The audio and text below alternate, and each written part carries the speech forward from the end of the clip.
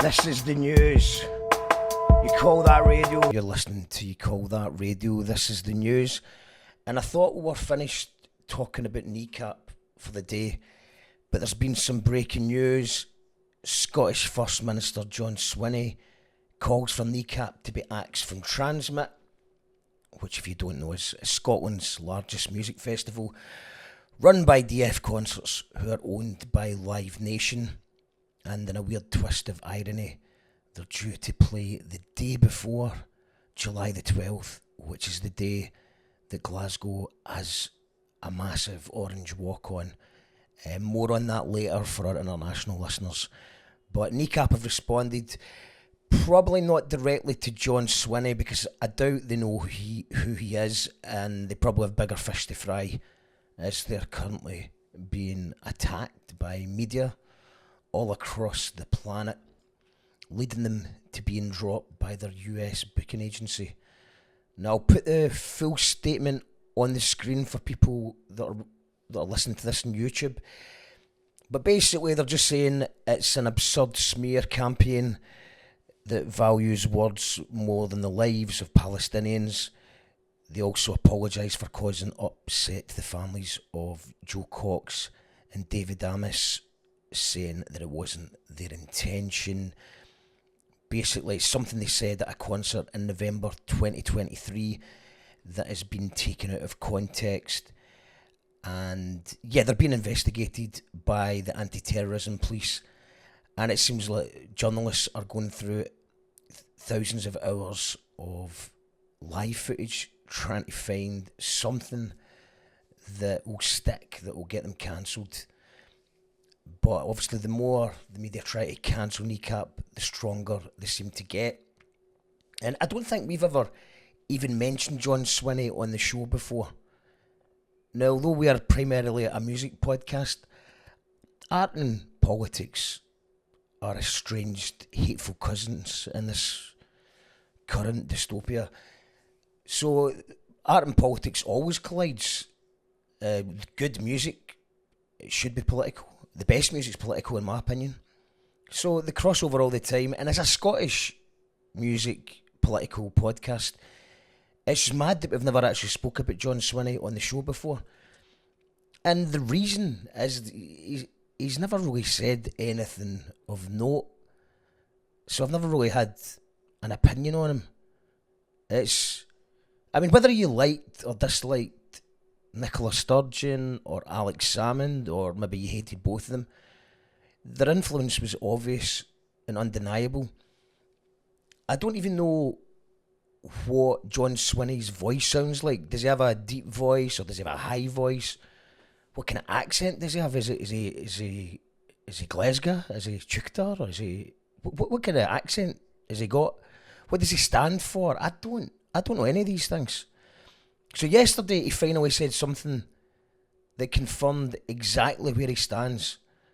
And based on this one thing, it would appear that he's a neoliberal, pro-Israel, genocide denialist who would rather interfere in a young band playing a show at Glasgow Green than speak out against the murder of 20,000 children in Palestine. He's fell face first into the trap of the current smear campaign against Kneecap. They're bringing up things that were said out of context at a show in November 2023. And all these free speech warriors are also showing their true colours. It's quite obvious that they want freedom of hate speech, but turn into offended snowflakes if anyone dare questions British colonialism or sticks up for the innocent victims of Palestine. The argument that Kneecap shouldn't play TRNSMT the day before an orange walk happens makes zero sense. Basically, for people that don't know, the orange walk on July the 12th there's lots of orange walks all across Scotland in the summer, but July the 12th is the big one. It's the WrestleMania. It's a Super Bowl. Thousands of people singing merrily about the death of Catholics. And that's allowed to go ahead. And for some reason, this is taken. This is allowed, while three guys who may or may not have said something about the death of MPs 2 years ago. Once, if they did, I don't know. It's hypocritical. You can't ban Kneecap and then let the Orange Walk happen the next day. So let's say for a minute they did say what the newspapers are reporting.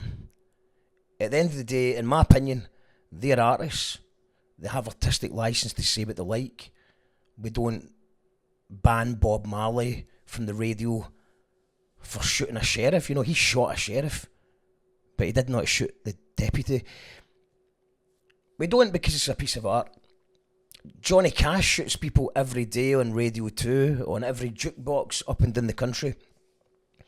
Think of all the violent lyrics and hip hop, metal music as well. Heavy metal's got some violent lyrics. They too are no bother.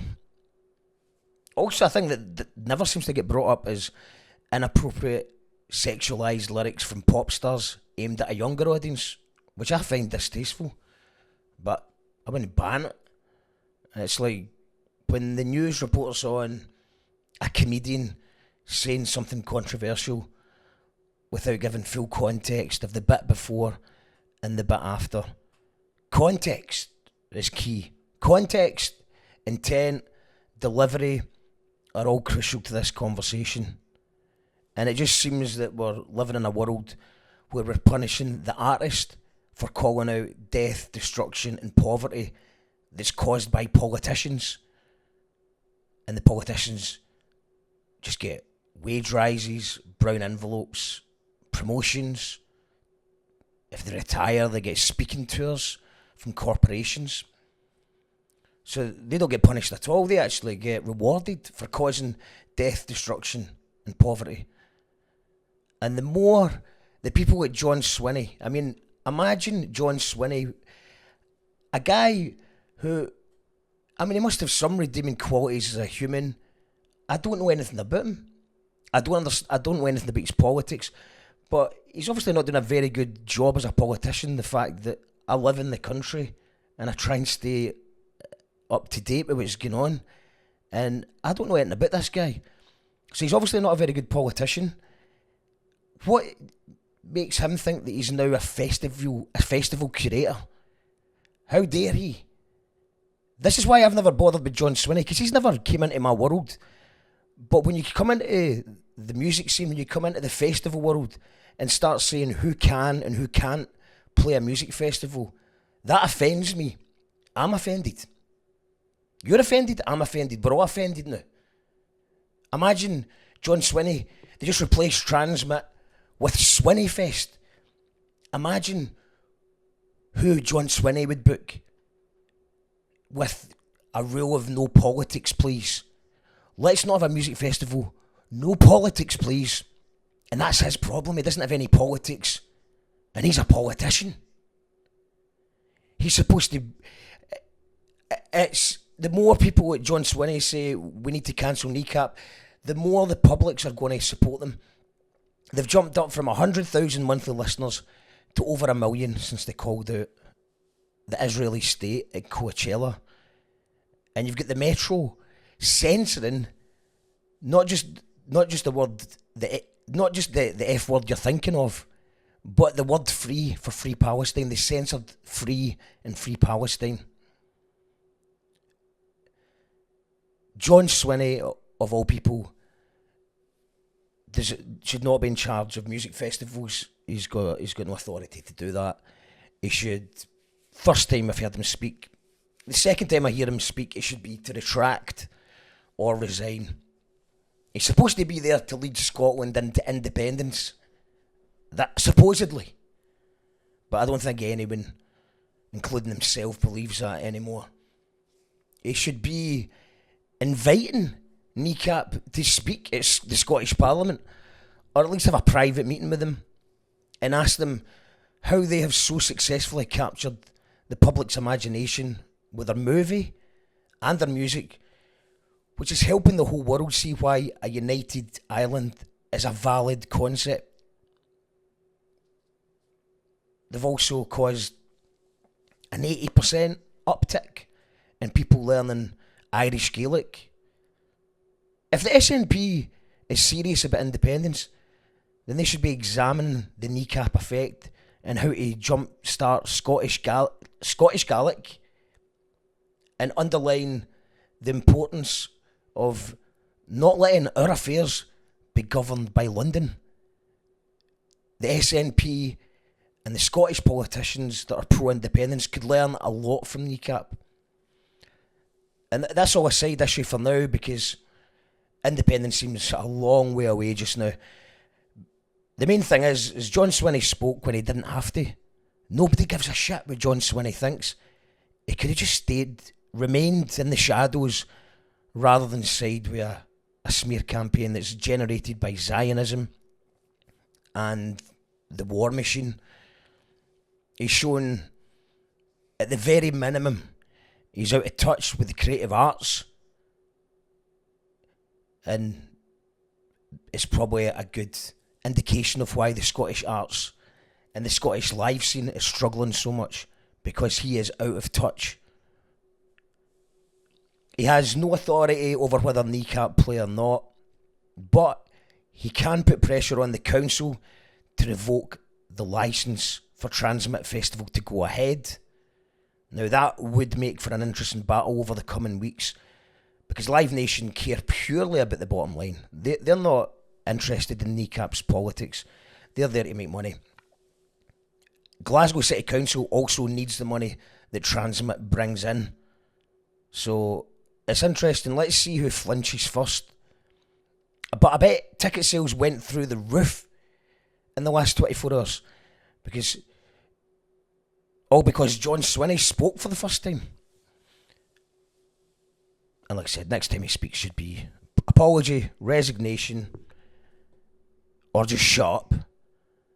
But yeah, between his terrible leadership and Starmer's ludicrous first year of austerity in Westminster, I fear that a reform takeover in the next elections is a very strong possibility, because you've got public dissent growing, misinformation everywhere, and racists are rubbing their hands with glee.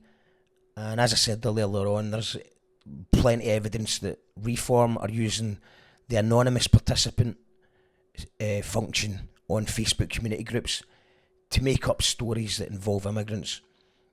And everybody is struggling financially. Everyone's struggling with their mental health. It's the UK is in a really bad state just now, and this is where people at Reform, people at Nigel Farage, that's when they turn up and say that they have the answers, and Nigel Farage does not have the answers. That's the guy they got you to vote for Brexit. And how did Brexit work out? Is everyone feeling the benefits of Brexit? But sadly, it's a mess. It's an absolute mess. And this would have been a good opportunity for John Swinney to actually side with art, side with a band who points out the ridiculousness of Westminster controlling another country, a chance for them to side with an artists that are actually making people take an interest in a language that is close to extinction. But instead, try to ban them from playing Scotland.